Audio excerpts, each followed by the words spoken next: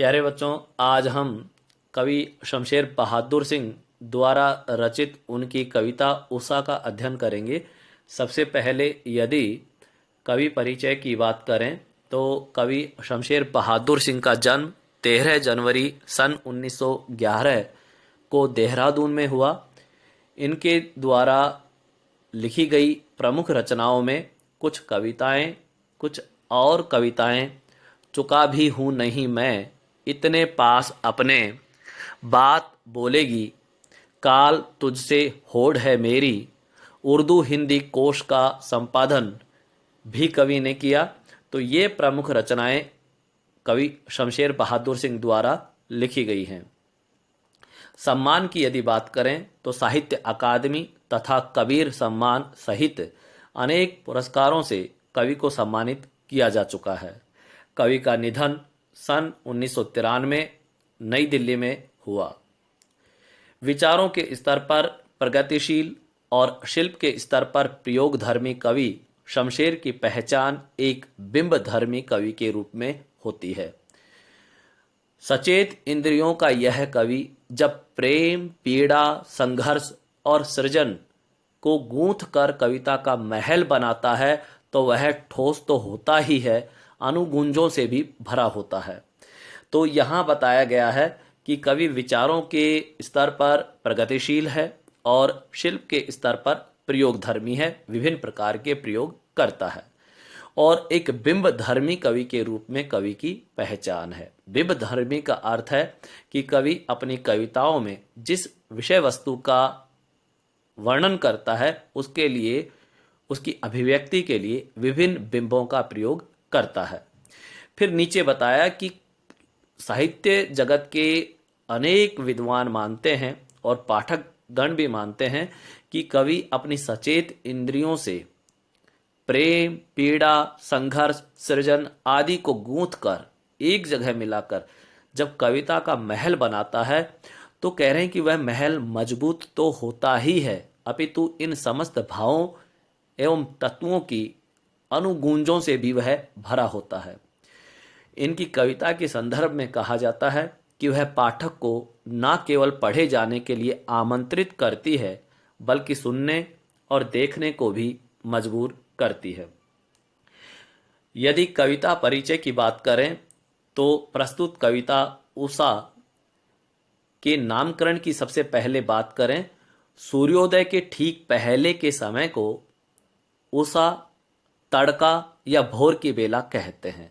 यानी सूर्य उदित होता है, ठीक उससे पहले जो प्रकृति का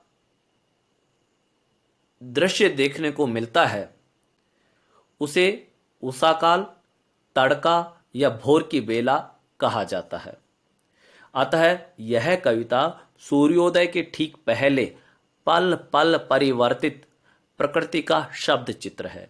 यानी सूर्योदय के ठीक पहले प्रकृति में हर पल क्या क्या बदलाव आता है, उन बदलावों को विभिन्न बिंबों के माध्यम से कवि ने कविता में अभिव्यक्त किया है, वर्णन किया है।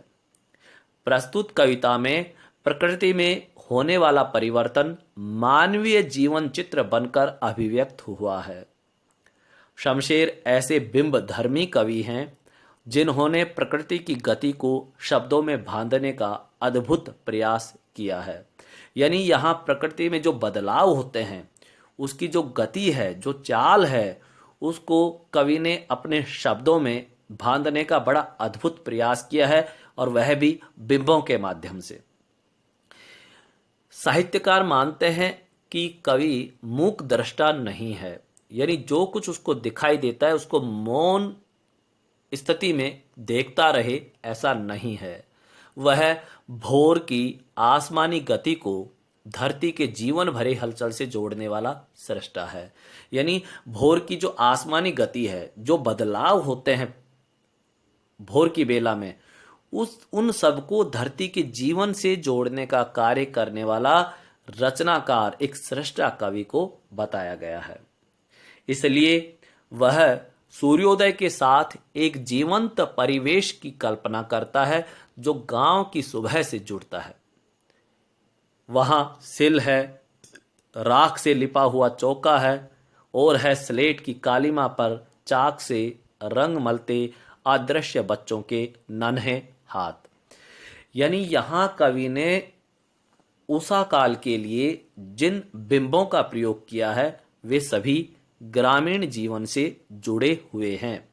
जैसे यदि हम बात करें तो यहाँ जिस सुबह का वर्णन किया है, सूर्योदय के ठीक पहले के समय का जहाँ का वर्णन किया है, वह गांव की सुबह लगती है। क्यों?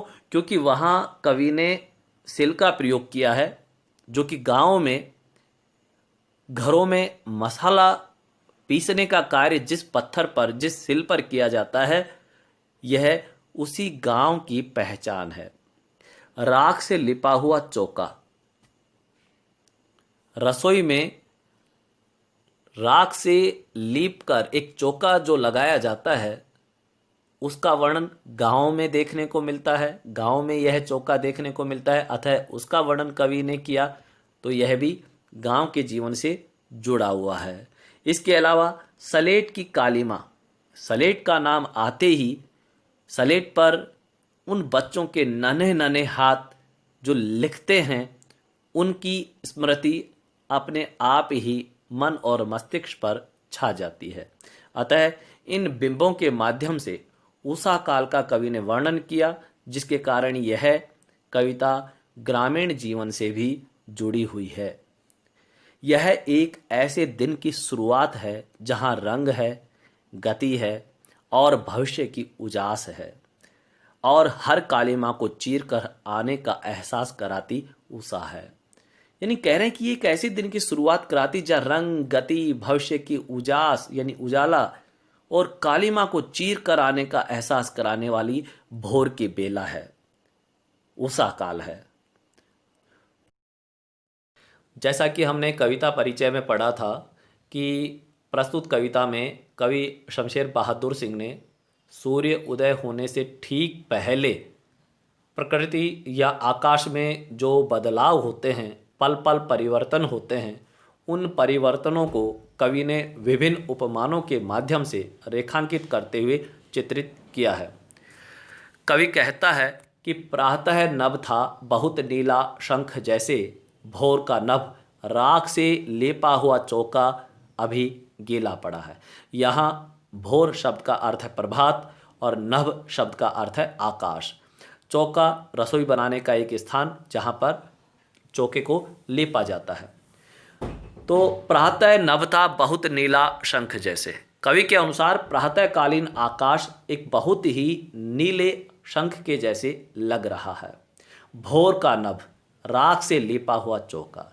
दूसरी उपमा कवि ने दी है कि भोर का नभ यानी आकाश ऐसा लग रहा है मानो राख से लेपा हुआ चौका है, जो कि ताज़ा लेपे होने के कारण अभी गीला पड़ा है। तो यहाँ राख से लिपे हुए चौके के रूप में बताना और उसको अभी गीला बताना, इसका कारण है कि भोर के समय, प्रातः काल के समय आकाश में हल्की नमी होती है, और इसीलिए राख से लिपे हुए चौके को अभी गीला बताया है कि जिस तरह से राख से लिपा हुआ चौका जो कि ताज़ा लगाया हुआ है वह गीला होता है, वैसे ही आकाश में भोर के समय हल्की हल्की नमी भी है। व्याख्या एक बार पुनः देखेंगे। कवि बताता है कि सुबह का आकाश ऐसा लगता है मानो नीला शंख हो। दूसरे शब्दों में इस समय आसमान शंख के समान गहरा नीला लगता है, वह पवित्र दिखाई देता है। वातावरण में नमी के कारण आकाश ऐसा लगता है मानो राख से लिपा हुआ कोई चौका हो, जो ताज़ा होने के कारण अभी गीला है। तो काव्य सौंदर्य यदि इन काव्य पंक्तियों का देखें तो कवि ने प्रकृति का मनोहारी चित्रण किया है। शंख जैसे में उपमा अलंकार है, सहज व सरल शब्दों का प्रयोग किया है। ग्रामीण परिवेश सजीव हो उठता है, क्योंकि हम देखते हैं कि रसोई में जो चौका लगाने का कार्य है वह ग्रामीण संस्कृति का अंग है, और शंख भी ग्रामीण संस्कृति का अंग रहा है, अतः यहाँ ग्रामीण परिवेश एकदम सजीव हो उठा। नए उपमानों का प्रयोग हुआ है। इससे पहले के कवियों ने शंख और राख से लिपे हुए चौके जैसे उपमानों का प्रयोग सूर्य उदय के रूप में नहीं किया। आगे की इन काव्य पंक्तियों में कवि कहता है कि बहुत काली सिल जरा से लाल केसर से कि जैसे धुल गई हो, सलेट पर या लाल खड़िया चाक मल दी हो किसी ने। यहाँ सिल शब्द का अर्थ है मसाला पीसने का पत्थर, जो गांव के लोग मसाला पीसने के काम में लेते हैं। केसर एक विशेष प्रकार का फूल है, मल देना, लगा देना। तो कवि कहता है कि बहुत काली सिल जरा से लाल केसर से कि जैसे धुल गई हो। तो कवि ने, क्योंकि सूर्य उदय होने से पहले आकाश में हल्का सा अंधकार छाया होता है, अंधेरा होने के कारण सूर्य का प्रकाश अभी नहीं आया, अतः सूर्योदय से पहले आकाश का रंग कवि को काली सिल के जैसा लगता है। इसलिए कवि कहता है कि बहुत काली सिल पर जरा से लाल केसर से कि जैसे धुल गई हो। तो कवि ने हल्के अंधकार से युक्त आसमान को काली सिल के जैसा बताया, और लाल केसर सूर्य उदय होने से पहले पूर्व दिशा में जो लालिमा छा जाती है, जो लालिमा आकाश में छाती है, उसके लिए केसर उपमान का प्रयोग किया है।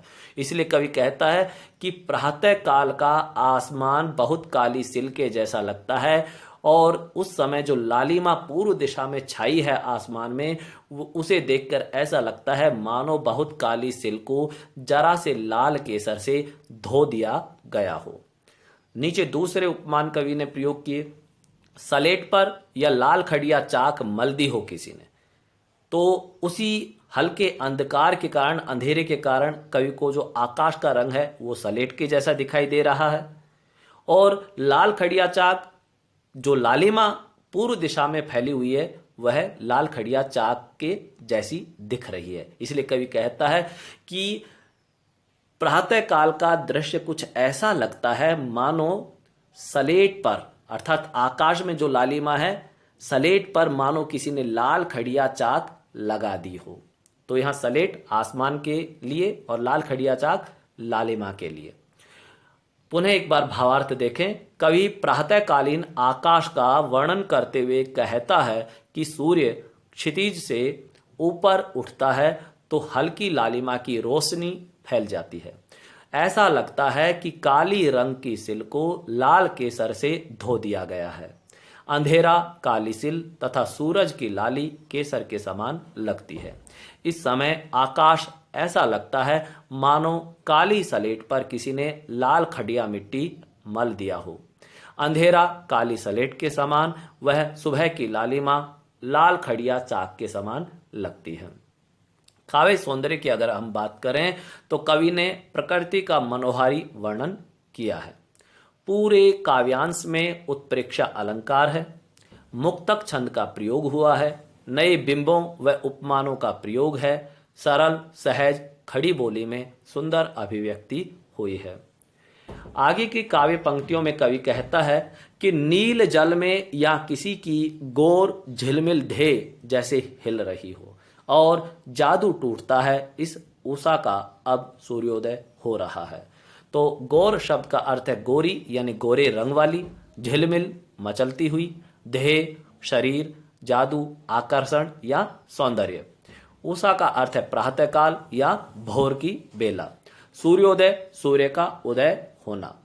तो कवि को आकाश नीले जल के रूप में दिखाई देता है, और उस समय जो आकाश में सूर्य का उदय हो रहा है, उदित होता हुआ जो सूर्य है, वह कवि को गोरे रंग वाली मचलती हुई शरीर वाली एक युवती के रूप में, एक सुंदर युवती के रूप में दिखाई दे रही है। इसलिए कवि कहते हैं कि प्रातःकालीन आकाश ऐसा लगता है मानो नीला जल हो।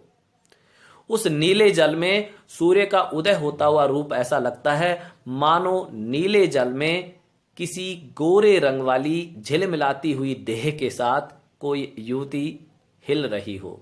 अब यहां इस हिल रही है या हिल रही हो शब्द का जो प्रयोग किया है, उसका कारण है कि प्रातः काल हल्की हल्की हवा चलती है, और जो वातावरण में नमी होती है, उस नमी के कारण कवि को सूर्य का प्रतिबिंब हिलता हुआ प्रतीत हो रहा है। इसलिए सूर्य के हिलते हुए प्रतिबिंब को एक मचलते और हिलते हुए गोरे रंग वाली युवती के रूप में, सुंदरी के रूप में दिखाया है। और जादू टूटता है इस उषा का अब, और कह रहे हैं कि अब इस उषा काल का जादू टूटता है। कौन सा जादू? यानी जो पल पल बदलाव हो रहे थे वातावरण में, प्रकृति में जो परिवर्तन हो रहे थे, अब वे परिवर्तन धीरे धीरे समाप्त हो रहे हैं। क्यों समाप्त हो रहे हैं? सूर्योदय हो रहा है। यानी अब सूर्योदय हो रहा है तो सूर्य के उदित होने के साथ साथ प्रकृति के वे बदलाव भी धीरे धीरे समाप्त हो रहे हैं। तो एक बार पुनः भावार्थ देखें। कवि ने भोर के पल पल बदलते दृश्य का सुंदर वर्णन किया है। वह कहता है कि सूर्योदय के समय आकाश में गहरा नीला रंग छा जाता है, सूर्य की सफेद आभा दिखाई देने लगती है। ऐसा लगता है मानो नीले जल में किसी गौरी सुंदरी की देह हिल रही हो।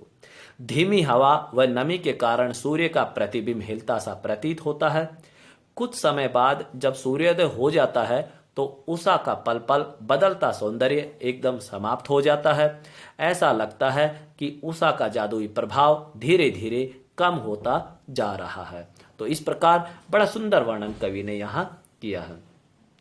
काव्य सौंदर्य की यदि बात करें तो कवि ने उषा का सुंदर दृश्य बिंब प्रस्तुत किया है।